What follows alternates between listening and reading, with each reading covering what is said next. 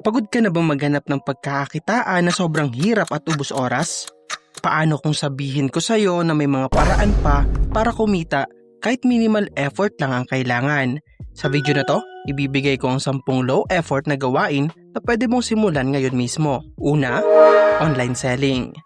Hindi mo kailangan gumawa ng sariling produkto para kumita online. Ang reselling ay isa sa pinakamadaling paraan para magsimula. Bibili ka lang ng produkto sa murang halaga. Pagkatapos, ibebenta mo ito sa mas mataas na presyo. Maraming tao ang kumikita na gamit lang ang simpleng strategy na to.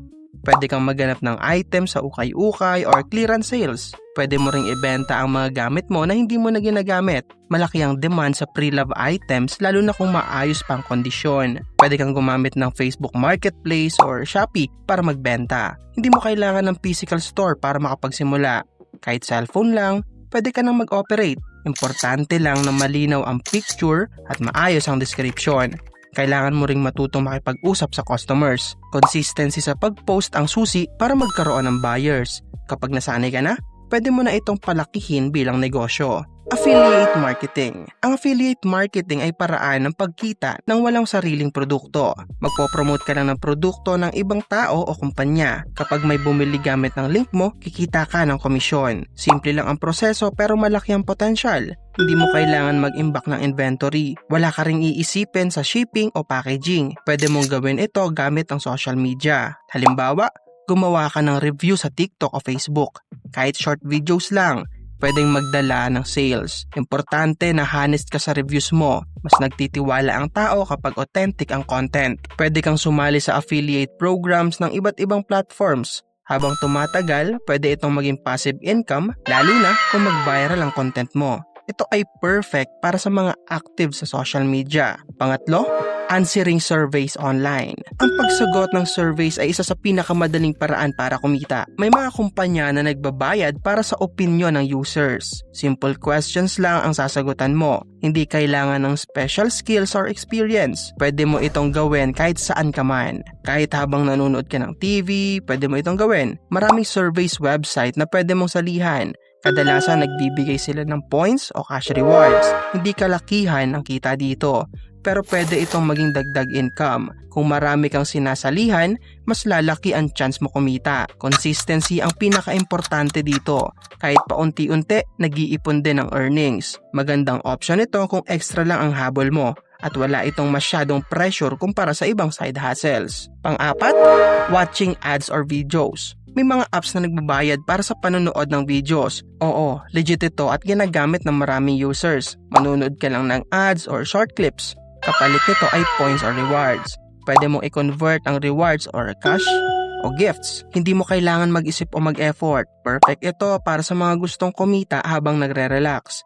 Pwede mo itong gawin habang nakahiga o nagpapahinga. Maganda ito kung mahilig ka talaga manood ng videos pero kailangan mong maging realistic sa expectation. Hindi ito agad magbibigay ng malaking income. Kadalasan, maliit lang ang kita sa simula. Pero kung consistent ka, lalaki rin ito over time. Pwede itong gawing background activity habang gumagawa ka ng iba. Isang simple pero easy way para kumita kahit kaunti. Panglima, print-on-demand business. Ang print-on-demand ay business na walang inventory. Magde-design ka lang ng produkto. Pagkatapos, i-upload mo ito sa platform. Kapag may bumili, saka lang gagawin ang produkto. Hindi mo kailangan mag-stock ng items. Hindi mo rin kailangan mag-handle ng shipping. Pwede kang mag-design ng t-shirts, mugs, o tote bag. Kung creative ka, malaking advantage ito. Pwede kang gumawa ng funny or trending designs. Maraming platform ang sumusuporta sa ganitong business. Low risk ito dahil walang upfront cost. Pwede kang kumita ng paulit-ulit sa isang design. Habang dumarami ang designs mo, tumataas din ang income potential. Importante na unique ang design mo. Ito ay perfect para sa mga artistic na tao. Pang-anim, stock photos or video selling. Kung mahilig kang mag-picture, pwede mo itong pagkakitaan. Hindi mo kailangan maging professional photographer agad. Kahit smartphone lang, pwede ka na magsimula. Importante ay malinaw at mataas ang quality ng images. Pwede mong i-upload ang photos sa stock website. Kapag may nag-download, kikita ka. Isang upload lang, pwede kang kumita ng maraming beses. Ito ay isang form ng passive income. Pwede kang kumuha ng pictures ng nature or daily life. Simple images ay may demand din. Habang dumarami ang uploads mo, tumataas ang kita mo. Consistency ang susi sa ganitong strategy. Hindi agad malaki ang income sa simula, pero habang tumatagal, lumalaki ang earnings.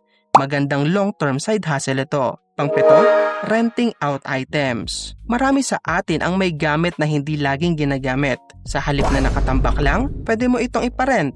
Halimbawa, camera, tools, o sports equipment. Pwede mo ring iparent ang bike o gadgets. Kikita ka habang hindi mo ginagamit ang items. Ito ay isang smart way para kumita. Hindi mo kailangan magtrabaho actively. Ang assets mo ang magtatrabaho para sa'yo. Pwede kang mag-post sa social media para maganap ng renters. Importante na alagaan mo ang items mo. Pwede kang mag-set ng rules para sa renters. Siguraduhin na may deposit para safe ka. Madaling simula ng ganitong hustle. Pwede itong palakihin kung dadami ang items mo. Simple pero effective na paraan. Pangwalo, dropshipping. Ang dropshipping ay online business na walang inventory. Magbebenta ka ng produkto sa customers pero hindi ikaw ang magsiship ng item. Ang supplier ang bahala sa fulfillment. Ikaw ang middleman sa transaction. Focus mo ay marketing at sales. Pwede mong gamitin ng social media para mag-promote. Pwede ka rin gumawa ng online store. Low risk ito kumpara sa traditional business. Hindi mo kailangan ng malaking kapital. Importante lang na marunong kang mag-advertise. Kailangan mo rin pumili ng tamang products. Trending products ang mas madaling ibenta. Pwede mong i-scale ang business na ito at may potential itong kumita ng malaki. Pang-siyam, digital products. Ang digital products ay isa sa pinaka-profitable na income source.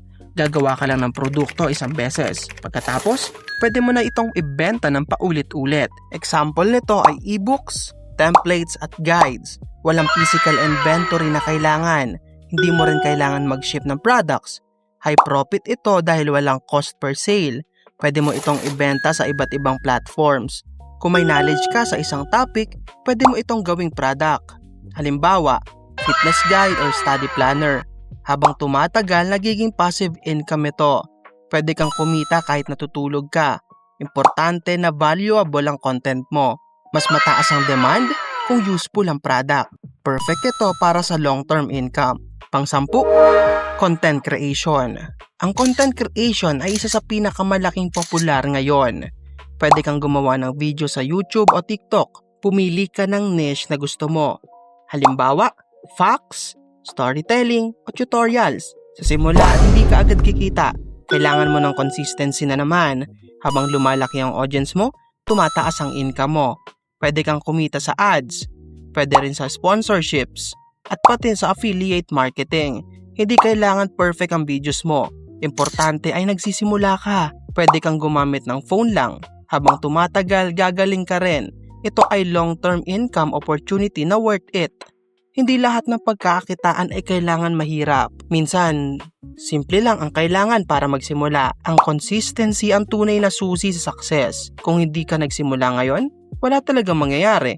Kaya pili ka ng isa at simulan mo na. Kaibigan, kung nagustuhan mo ang video na to, i-like mo naman at i-share sa iba.